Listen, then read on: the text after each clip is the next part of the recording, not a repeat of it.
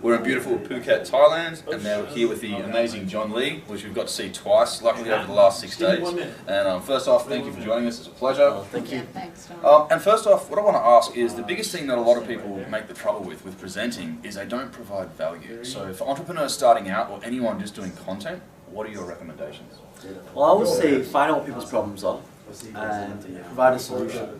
But when you provide a solution, you've always got to give value first. And what does value really mean? It's a very fluffy word, isn't it? So value is something that someone can take and tangibly use that provides a specific result.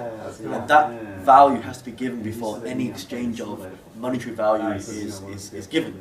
Because I mean, now we're living in the world of transparency, we're living in the world of noise. So the way you cut through the noise is by really delivering value. What a concept, right?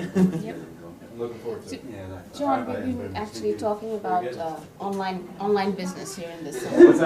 Why is it so essential for startups and for people to get into the online business or digital learning industry?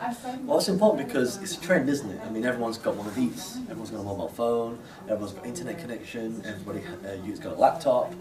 More and more, even my mum uses Facebook now. So we've got to start getting used to following the trend, because if Darwin said this, it's not the most strongest nor the most intelligent species that survive, it's the most adaptable. And I think we've seen that with different brands like Blockbuster, Netflix, Amazon, all these companies that are currently moving with the trend. If you don't move the trend, then you'll get left behind.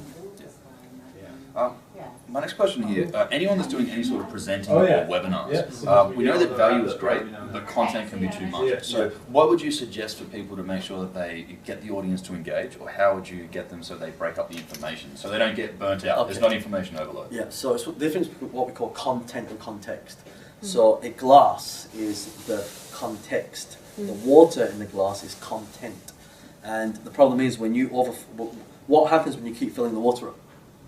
It overflows. So you need to give enough so it doesn't overflow, right? And so once we do that, we get to a point where we start to teach the framework around it. So people, a lot of people teach the how, but they don't teach the why. You see, it's important to understand why. Like if you ask someone to stop smoking, what are you going to do? Like they're not going to stop smoking unless you tell them why they need to stop smoking, the consequences. So I think the biggest mistake a lot of presenters make is they're unable to take that content and turn the content into context. And that's the biggest problem. So it's not just about the benefits there and solving their challenges. It's really why should they do it? Yes, yeah, you got to sell the why. Yeah. So we have met a lot of entrepreneurs who have just about started their online business, right? And we've talked about a lot of branding in the summit. So how does brand help the online marketer? Well, branding is perception again. It's cutting through the noise. So you have to stand out in this market. If you don't stand out, then you're invisible. And if you're invisible, no one's going to know who you exist. And if no one knows you exist, no one's going to come to you to buy any of your products or services. So branding is what helps you stand out. It's what helps you increase your price, and it starts to create your individuality and your micro niche. Okay. And the other question that we kept on hearing is, why are some people making the money and why are some people not making the money online? What would you say to that? Yeah, it comes down to three things. You need to get a lot of traffic, qualified traffic, not just any traffic. You need to have a good conversion funnel, and you've got to have a product that actually sells. A lot of people have a product that doesn't sell.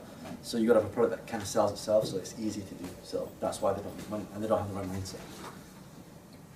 Now, the big one, for somebody who's so busy, now, how do you remain consistent? As entrepreneurs, there's a shiny object, so how do you sit there and make sure that you put in the hard work every single day, every single webinar, every single presentation to make sure that you're 100%?